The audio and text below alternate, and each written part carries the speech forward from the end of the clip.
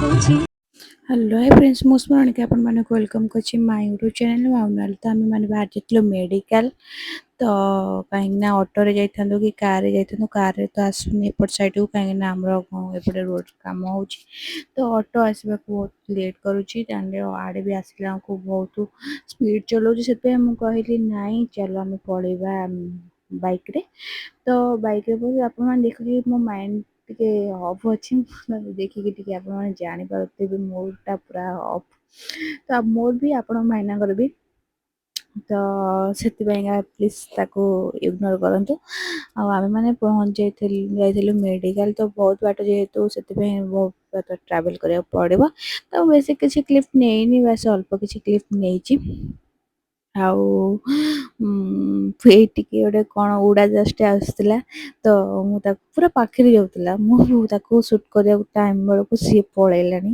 ତ ସେଥିପାଇଁକି ମୁଁ ଟିକେ ହସିଥିଲି ତ ଆମେ ପୁରା ମେଡ଼ିକାଲ ପାଖାପାଖି ହେଇଗଲାଣି ଦେଖିପାରୁଥିବେ ତ ଏଠି ଲେଖା ହେଇଛି ସମ୍ ହସ୍ପିଟାଲ ପାଖାପାଖି ହେଇଗଲାଣି ମୁଁ 30 ଇଏ ତ ମୁଁ ତାର ବି କିଛି ଭିଡ଼ିଓ ନେଇଥିଲି ତ ଭିତରେ ଫୋନ୍ ଆଲାଉ ନାହିଁ ତ ଯେହେତୁ ସେଥିପାଇଁକା ମୁଁ କିଛି ଭିଡ଼ିଓ ଭିତରର ଆଣେନି ତ ମୋତେ ସେଥିପାଇଁ କ୍ଷମା କରିଦେବେ କହିବେ କି ବାଇକ୍ରେ ଯାଇକି ବାଇକ୍ରେ ହିଁ ଆସିକି ଭିଡ଼ିଓ ବନେଇ ଦେଉଛି ତ ପ୍ଲିଜ୍ କ୍ଷମା କରିଦେବେ ଆଉ ତାପରେ ଯେହେତୁ ବାର ଥିଲା ଆଜି ଶୁକ୍ରବାର ସରି ବୁଧବାର ତ ଆଜି ପୁରା ନନଭେଜ୍ ତ ବାଟ ସାରା ମାନେ ସ୍ମେଲ୍ ହେଉଥିଲା ନ କହିଲେ ଭଲ ମୋତେ ତ ନନଭେଜ୍ ଟୋଟାଲି ଖାଇବାକୁ ହିଁ ଇଚ୍ଛା ହେଉନି ଟୋଟାଲି ମୋତେ ନନଭେଜ୍ ମୁଁ ଛାଡ଼ିଦେବି ଭାବିଛି ତ ମୋତେ ଟୋଟାଲି ହିଁ ପସନ୍ଦ ନୁହଁ ନନଭେଜ୍ ଖାଇବାକୁ ତ ଆପଣ ଭାଇନାଙ୍କର ବି ମୁଁ କିଛି ଭିଡ଼ିଓ କ୍ଲିପ୍ ନେଇ ଆସିଥିଲି କାହିଁକିନା ତାଙ୍କର ଭିଡ଼ିଓ କ୍ଲିପ୍ କିଛି ଆଣିନଥିଲି ତାଙ୍କର ବି ମୋ ମାଇଣ୍ଡଟା ଅଫ୍ ଅଛି ତ ସେଥିପାଇଁକା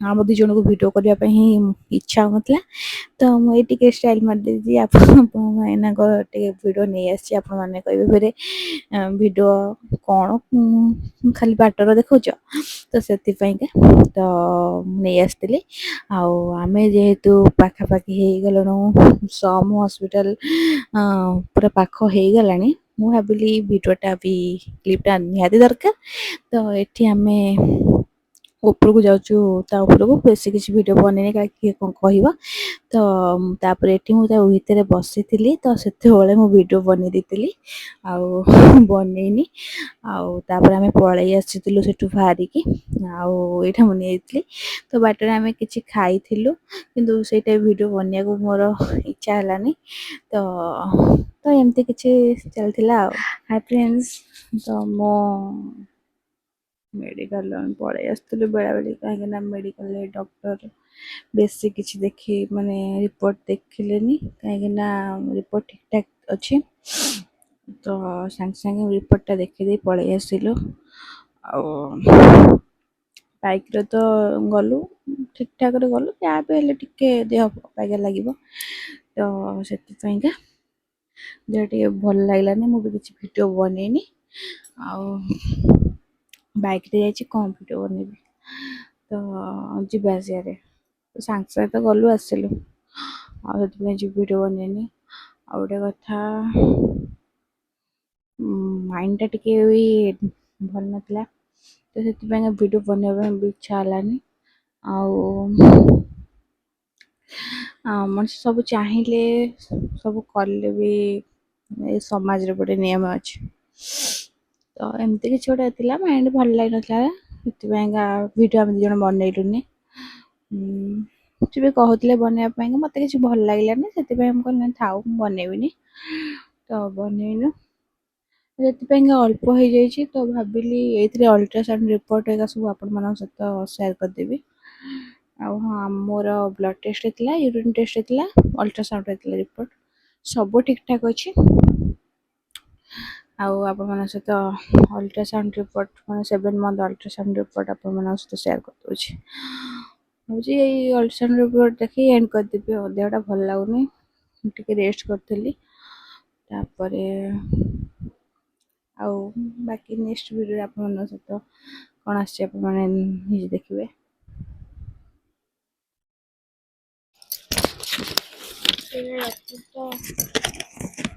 ସେଇଟା ଡକ୍ଟର ତ ମେଡ଼ିସିନ ଲେଖିଥିଲେ ତ ଏଇଟା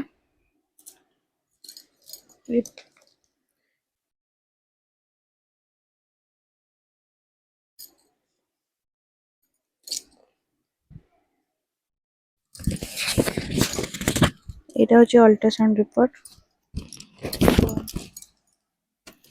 ভালো আছে, সব ঠিকঠাক আছে।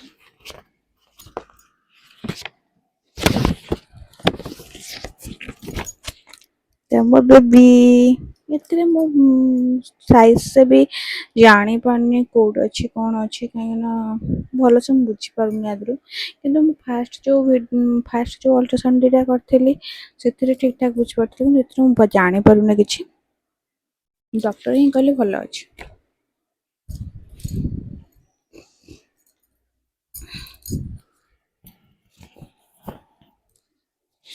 ତାପରେ ଏଇଟା ହଉଛି ବ୍ଲଡ ଟେଷ୍ଟ ହେଇଥିଲା, ଏଇଟା ବି ରିପୋର୍ଟ ଠିକ୍ ଅଛି ଡକ୍ଟର କହିଲେ।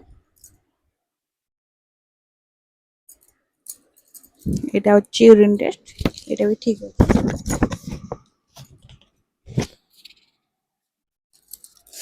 ତ ଏତିକି କିଛି ଟେଷ୍ଟ ହେଇଥିଲା।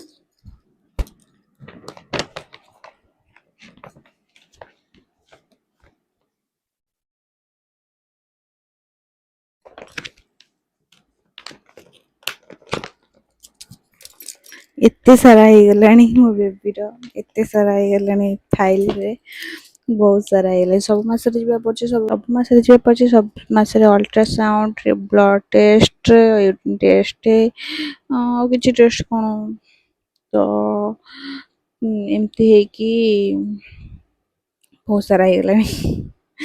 ତ ଏମିତି କିଛି ଆଉ ଆଉ ତ ମାଇଣ୍ଡଟା ଟିକେ ଭଲ ନଥିଲା।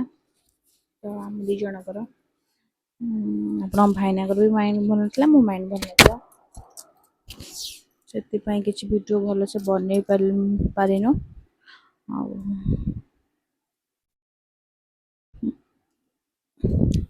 ମଣିଷ ସବୁ ଚାହିଁଲେ ବି, ସବୁ ଥିଲେ ବି ପାଖରେ କିଛି କରିପାରେନି, ସକ୍ଷମ ନଥାଏ। ତ ଛାଡ଼ନ୍ତୁ, ତ ଯାହା ହବାର ଥିବ ହବ। ତ ଭାବିଥିଲୁ ବେବି ସାୱାରଟା ବଡ଼ ଆକାରରେ ହବ ବୋଲି, ବଟ୍ ନର୍ମାଲି ହିଁ ହବ। ସେଥିପାଇଁକା ଟିକେ ମାଇଣ୍ଡଟା ଅଫ୍ ଅଛି। ତ ଏମିତି ମାଇଣ୍ଡ ଅଫ୍ ଅଛି, ତ ଭଲ ଲାଗୁନି। ତ ଛାଡ଼ନ୍ତୁ, ମାଇଣ୍ଡ ଅଫ୍ କଲେ କିଛି ହବନି, ଯାହା ହବାର ଥିବ ହବ, ଯାହା ନ ହବାର ଥିବ ନ ହବ। ସେ ଉପରବାଲା ଉପରେ ଡିପେଣ୍ଡ କରେ।